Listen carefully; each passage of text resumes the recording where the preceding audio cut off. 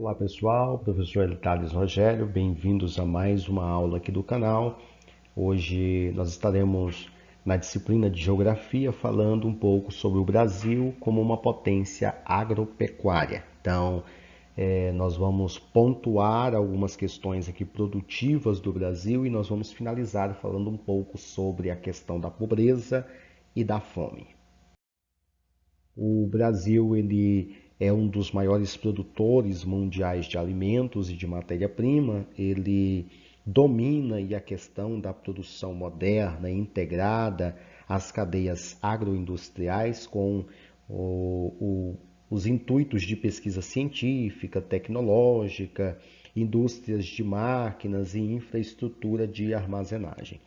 A indústria demanda da agricultura matérias-primas voltadas à produção têxtil, né, farmacêutica, de cosméticos, alimentos, como dentre eles aí óleos vegetais, alimentos processados e bebidas, e de energia, como o álcool combustível, biodiesel, carvão vegetal, de papel, celulose, de móveis, as complexas atividades que integram a agropecuária brasileira proporciona alimentos para o consumo humano e animal, como produtos extrativistas, além disso a questão da biomassa para a produção de energias renováveis, como biocombustível, a partir da extração de óleos de certas plantas.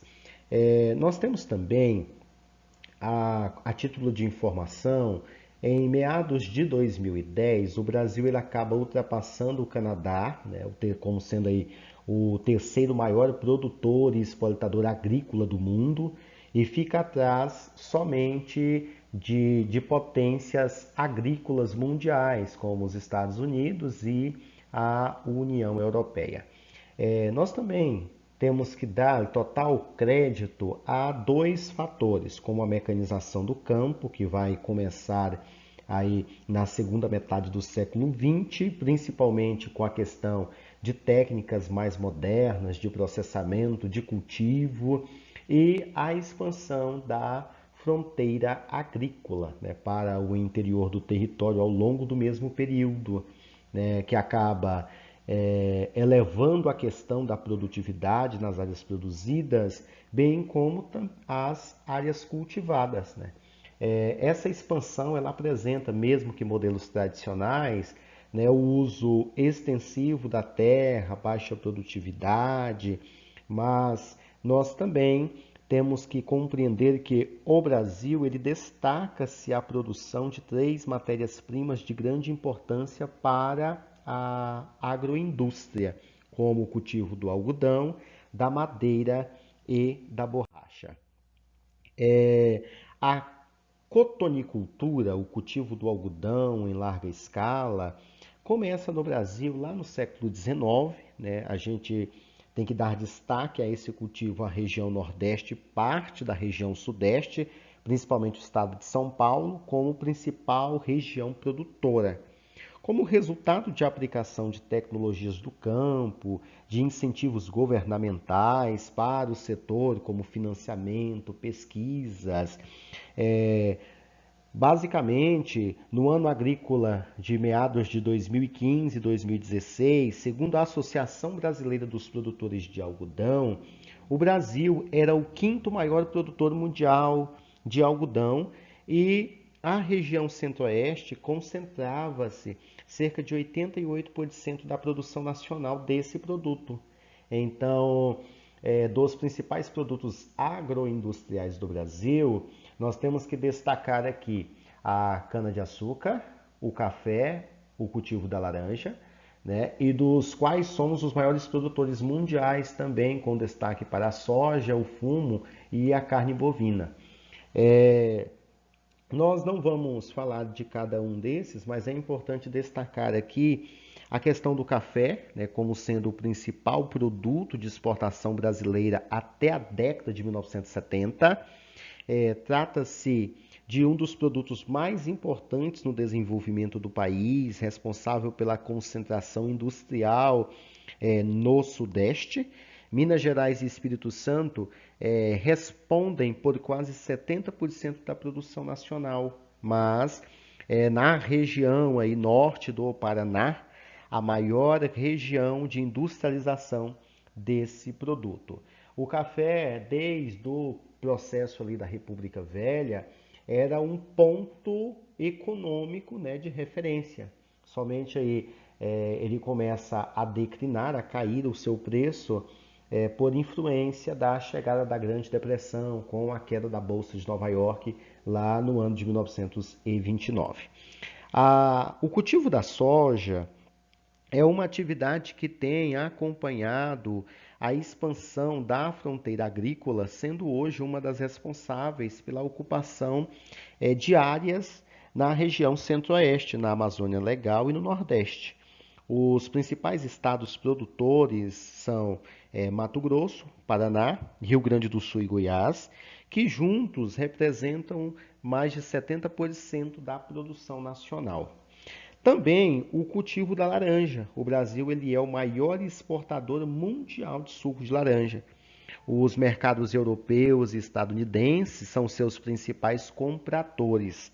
A produção ela acaba concentrando-se no estado de São Paulo, que é responsável por cerca de 70% da produção nacional. Uma questão aí voltada aos alimentos que acaba preocupando em escala mundial é a pobreza e a fome. Então, nas últimas décadas, houve uma mudança no padrão de consumo alimentar do brasileiro, que passa a consumir mais produtos industrializados. Então, isso permite às indústrias expandir sua produção de alimentos processados, como o queijo e os sucos. Uma das preocupações quanto à ingestão de muitos desses novos produtos é o baixo valor nutricional que eles agregam. Então, contém um alto teor de gordura saturada, de açúcar e acaba causando problemas, né, de saúde em escala global, como a obesidade e vários outros. A fome é uma situação de carência, né, por um período prolongado. Nós podemos aí citar essa fome em dois sentidos, como a fome epidêmica ou aberta, que é aquela que ocorre por intermédio de situações específicas de dada região ou localidade, como pragas que atingem a agricultura, que impede o fornecimento de comida, a realização de guerras que geram mortes e misérias entre as pessoas de países aí que são diretamente atingidos, ou a fome epidêmica oculta, que é aquela que ocorre em virtude da subnutrição, que é quando as pessoas não têm acesso à quantidade de comida suficiente, né, para garantir a quantidade de nutrientes necessários ao seu organismo. O mínimo diário para a manutenção de uma pessoa saudável normal pode variar em torno de 2.200 a 3.000 calorias. Então, o percentual de subnutrição, isso aí em meados de 2014, no país apresenta uma queda expressiva nessas últimas décadas, passando de 14,9% entre os anos de 1990 e 1992 para cerca de 6,9% no período de 2010 e 2012.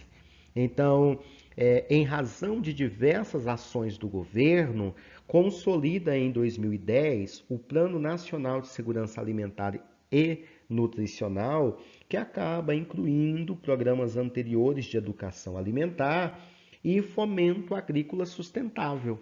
Então, o Brasil ele caminha em direção a uma soberania alimentar, ou seja, ele tem a possibilidade de uma nação definir sua própria política agrícola e alimentar e produzir aquilo que é necessário para a alimentação de sua população. Obrigado, até o nosso próximo encontro.